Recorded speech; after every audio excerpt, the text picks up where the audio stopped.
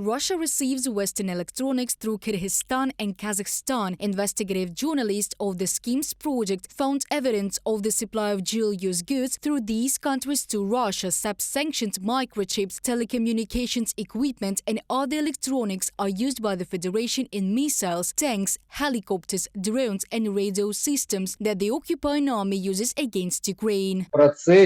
In the process of adaptation, Moscow received such opportunities using various schemes of so-called parallel imports. It is parallel imports that allow the aggressor state to continue the production of technological weapons. First of all, these are, of course, cruise and ballistic missiles. Kazakhstan, Kyrgyzstan and other countries are assisting Russia in its anti-sanctions fraud, primarily for the sake of making money, but there may be other reasons. Pressure on the one hand from Moscow, which needs Western goods, and on the other hand from Beijing. China thus withdraws its companies from the impact of secondary sanctions, experts assure.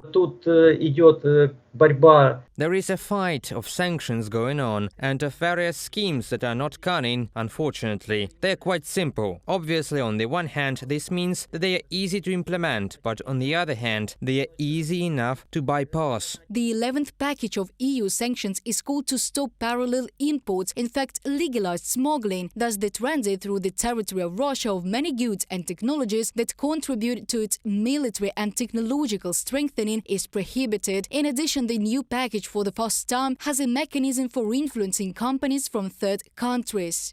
Our sanctions are already taking a heavy toll on the Russian economy and on the Kremlin's ability to finance its aggression. Today's package increases our pressure on Russia and Putin's war machine. By tackling sanctions circumvention, we will maximize pressure on Russia by depriving it further of the resources it so desperately needs to allow it to pursue its illegal war against Ukraine. Josep Borrell, High Representative of the EU for Foreign Affairs and Security Policy.